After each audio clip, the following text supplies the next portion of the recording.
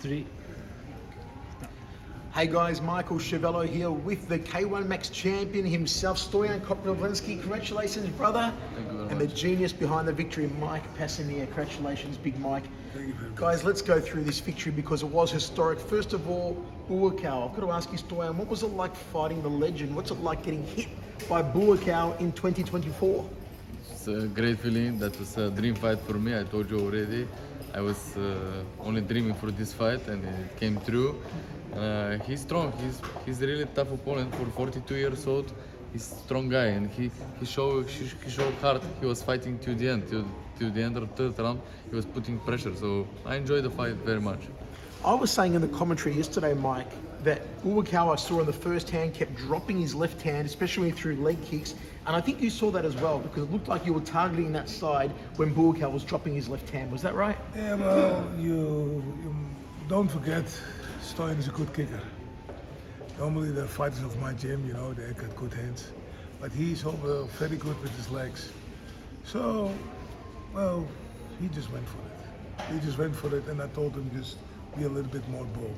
Because the first round he was a little bit timid, as normal, because he started doing kickboxing. I think 2 years after Buakaw won his first Right. match. Right.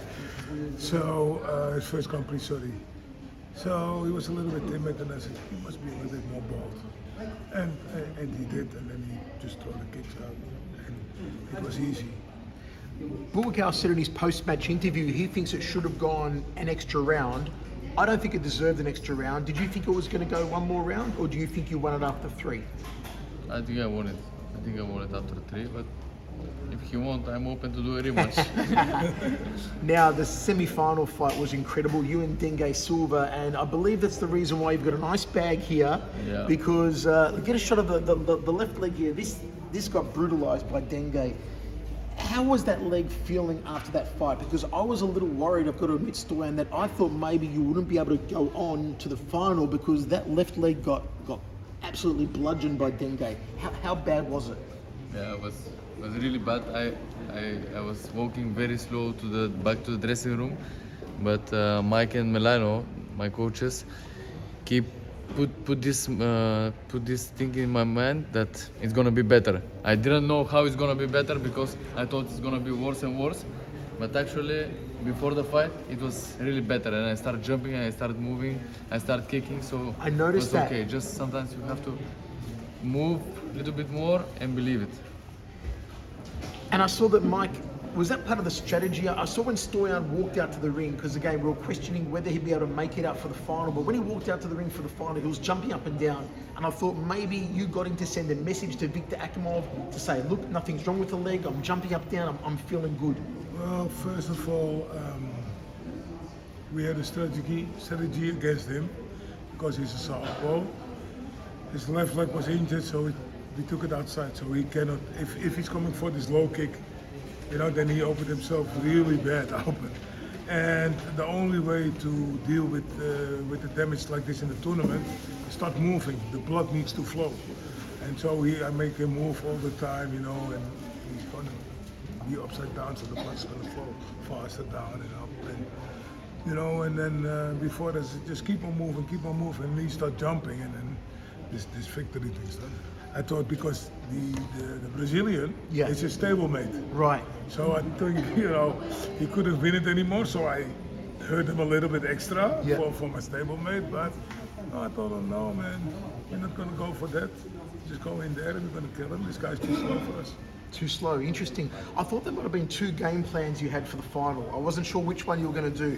Either I thought Mike would tell you, move around Victor, protect your leg, hit him for points and try and outscore him, or maybe pounce on Victor for 2 minutes, go nuts and try to drop him. It looked like that was the game plan after all, was it? No, we just took the outside, we stand there, we just go in and out, but not too far. Right. So we kept on, and by the time we got him hurt, after the second or the third body kick he was hurt, we can apply some pressure. Right. And then test his head for the first time, because in the final 16 and during the 2 fights, his head was not tested.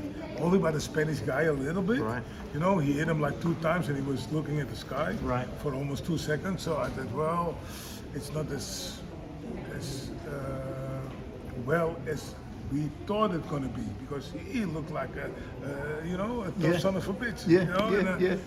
I said, well, we just gonna test him, you know, and first we take the air out. He's not the fastest guy, so he's gonna be even slower. And from there on, when the air is out, the head cannot take any much longer. I told you guys, the man with the game plan, but it's only good if the man's got the game plan, if there's a man who can follow the game plan, and when you listen to your coach, and a guy who knew, as I said, the most experienced trainer in that whole arena yesterday, who knew K-1, knew tournaments, knew it better than anyone else, was Mike Passenier. You listened to him, it worked. I've got to ask the obvious question. How does it feel to be sitting here now, K1 Max World Champion? It's great. It's amazing feeling. And yesterday in the interview, they asked me, like, do you realize you are now part of the Albert Kraus, Masato, Yeah. Buakaw, Andy Zauer? And then I was thinking, yeah, man, I'm part of them. I'm part of these big champions that I dream for. And you did it So the it's hard way. You amazing. didn't do it the easy way. Yeah, you that's know?